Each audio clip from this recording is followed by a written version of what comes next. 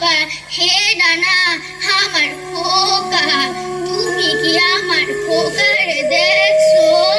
দেহ নাই বাপ হে নানা আমার খোকা, তুমি কি আমার খোকারে দেখছো? তুমিও দেহ নাই, তুমিও না, তোমরা কেউই আমার খোকারে দেহ নাই, তোমরা কেউই না, তোমরা কেউই দেহ নাই।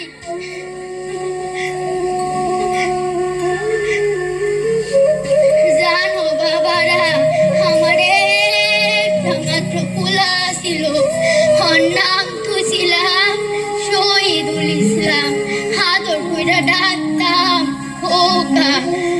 ওই যে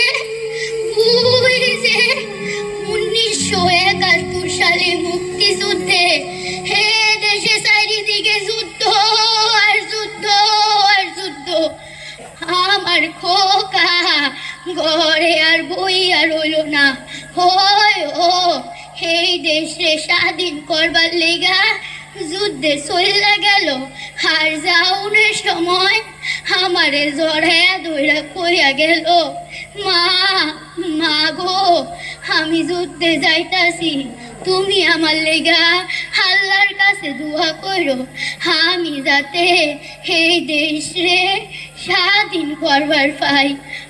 আমি খোকারে কইলাম, খোকা বাপ তুই কি কস, আমি কিছুই বুঝি না বাপ, আমি মুখ্য সূক্ষ্ম মানুষ, হে তো কিছু বুঝি না বাবা। ও বাবা যুদ্ধ কি?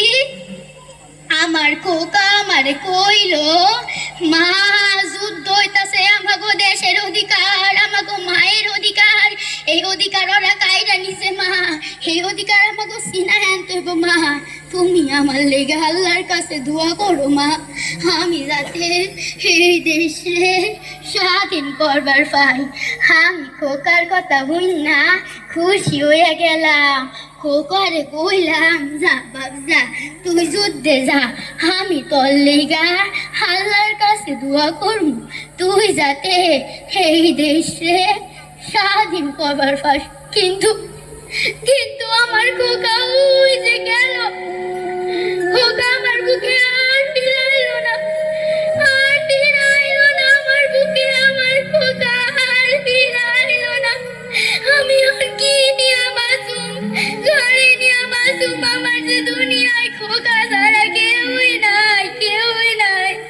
খোকা তুই কই গেলি, মায়ের বুকে ফিরে আয় খোকা।